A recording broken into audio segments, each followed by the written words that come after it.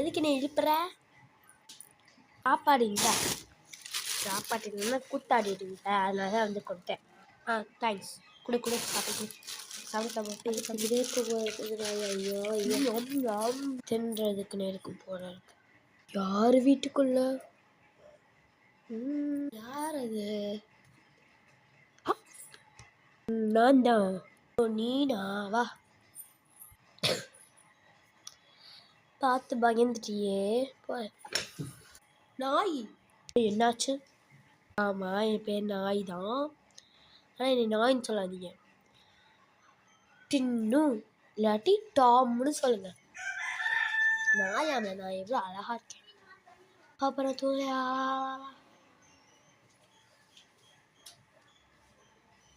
எப்படி